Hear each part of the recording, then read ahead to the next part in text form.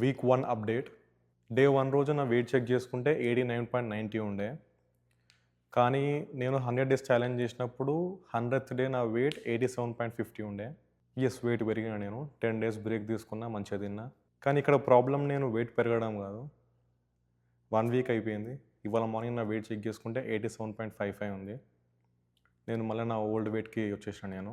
ఇప్పుడు వెయిట్ పెరిగినందుకు నేను గిల్టీ ఉన్నానా అంటే లేదు. అస్సలే గిల్టీ లేదు. ఎందుకంటే నేను తినేటప్పుడు మంచిగానే తిన్నా. ఆ తిన్న తర్వాత ఎట్లైనా వెయిట్ పెరుగుతా అని నాకు ఐడియా ఉన్నది. వెయిట్ పెరిగిన తర్వాత గిల్టీ ఎందుకు ఉండాలి? నేను మళ్ళీ కమ్‌బ్యాక్ ఇచ్చి నేను వెయిట్ డ్రాప్ అవ్వకుంటే అప్పుడు నేను గిల్టీ ఫీల్ అవ్వాలి. తినే టైంలో తిన్నా, తగ్గించే టైంలో తగ్గిస్తాను నేను. సో, ఫస్ట్ వీక్ అయిపోయింది. No fancy workouts, no fancy diets.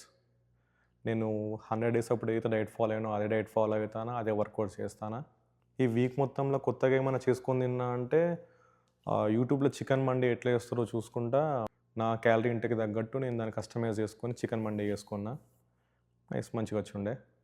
ఈ వీక్‌కి ఇంతే అప్డేట్స్. నెక్స్ట్ వీక్ కలుద్దాం మళ్ళా. బాయ్.